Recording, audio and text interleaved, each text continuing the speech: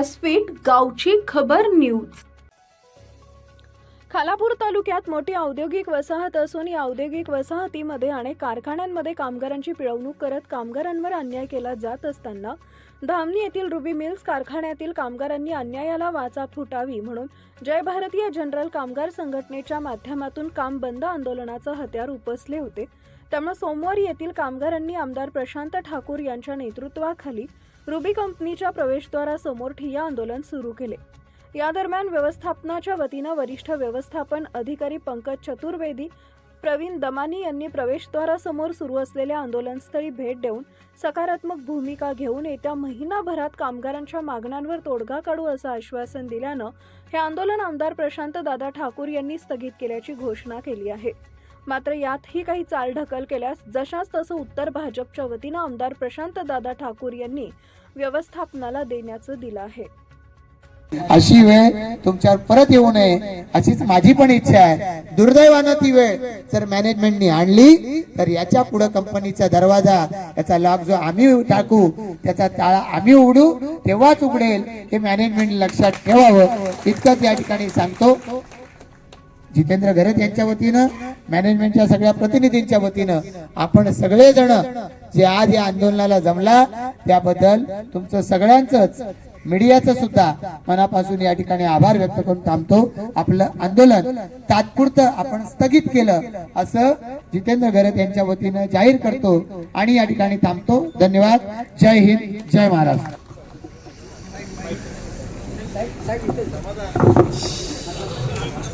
धामणी येथील ruby mills कारखान्यातील कामगारांनी आपल्या अन्यायाला वाचा फोडून आपल्याला न्याय मिळावा यासाठी कारखान्यातील जवळपास 100 कामगारांनी जय भारतीय जनरल कामगार संघटनेचं प्रतिनिधित्व स्वीकारत आपला लढा सुरू ठेवला असताना वेतनवाढीबाबत कंपनी व्यवस्थापकांकडून कोणतीही सकारात्मक चर्चा होत नसल्यानं कामगारांनी आक्रमक पवित्रा घेत सोमवारी 23 फेब्रुवारीला रुबी मिल्स कंपनी समोर आमदार प्रशांत दादा ठाकूर यांच्या मार्गदर्शनाखाली काम बंद आंदोलन सुरू केलं होतं।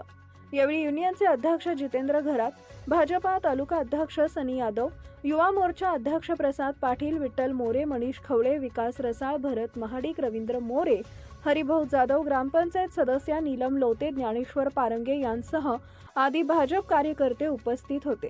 मात्र याच वेळेस व्यवस्थापनाच्या वतीनं आमदार प्रशांत दादा ठाकूर व युनियन नेते यांची कामगारांच्या समोर व्यवस्थापन अधिकारी पंकज चतुर्वेदी व प्रवीण दमानी यांनी सकारात्मक चर्चा करून तोडगा काढण्याचा शब्द दिला आहे।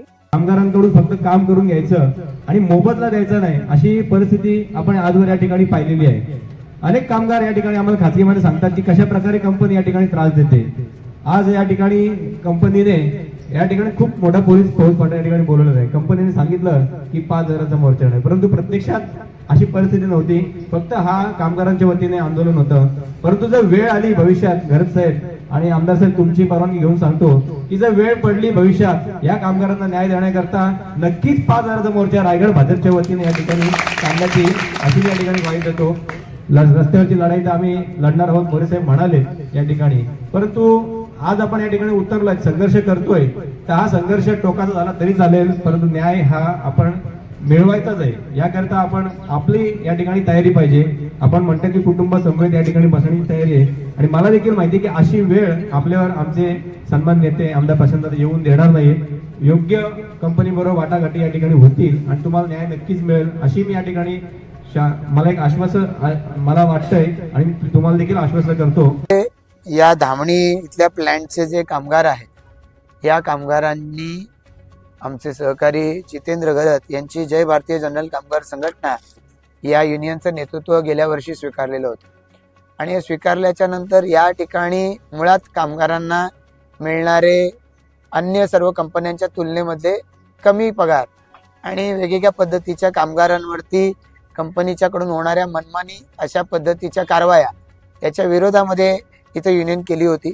युनियन झाल्याच्या नंतर या संदर्भामध्ये जितेंद्र घरत आणि त्यांच्या नेतृत्वाखाली इथल्या युनिटनी त्यांच्याबरोबर चर्चा केल्याच्या नंतर या संदर्भामधल्या कारवाया काही अंशी कमी झालेल्या आहेत, पण तरी सुद्धा जे ॲग्रीमेंट असतं कंपनीच्या पगाराच्या संदर्भामधलं ते गेल्या वर्षी संपलेलं होतं, तर ते ॲग्रीमेंट त्यांनी लवकरात लवकर रिन्यू केलं पाहिजे अशा पद्धतीची मागणी होती. अन्य काही मागण्या त्या कंपनीच्याकडून वेगवेगळ्या पद्धतीच्या कारवाया केल्या जातात त्या संदर्भातल्या होत्या. या संदर्भात मागण्या होत्या. या संदर्भात चर्चा सुरू होती, पण त्या चर्चेला अंतिम स्वरूप येत नव्हतं. म्हणून या अनुषंगानं इशारा त्यांना दिला, पण इशारा दिल्यानंतरही कंपनीनं त्या संदर्भात कुठलीही ॲक्शन घेतलेली नाही आणि म्हणून आज आंदोलन आम्हाला करावं लागलं. खरं तर कामबंद आंदोलनच होतं, पण हे कामबंद आंदोलन करत असताना कंपनीने इथं विनंती केलेली आहे की अलीकडच्या काळामध्ये यांचा कपडा जो देशाबाहेर जातो त्या संदर्भामध्ये जागतिक स्तरावरती उद्भवलेली परिस्थिती याच्यामुळं सॅलरीच्या बाबतीतला निर्णय त्यांना घेता आला नाही, म्हणून त्यांनी काही वेळ मागितली आहे.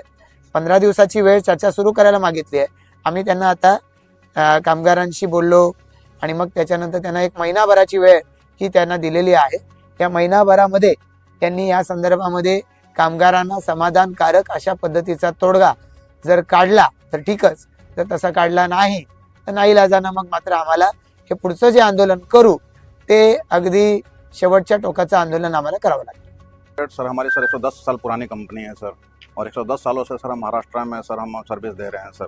हमने करीब सर 3000 कारीगरों लोगों को सर उनके परिवारों को सर रोजगार दिया हुआ है. अभी सर मैंने जो अभी डिस्कशन चल रहा था सर, हमने 15 दिन का टाइम मांगा है. 15 दिन से लेकर 20 दिन के अंदर सर कारीगरों के साथ बैठ के सर उनके साथ डिस्कशन करेंगे. डिस्कशन करने के साथ इस मैटर को सर हम सॉल्व करके लेंगे सर.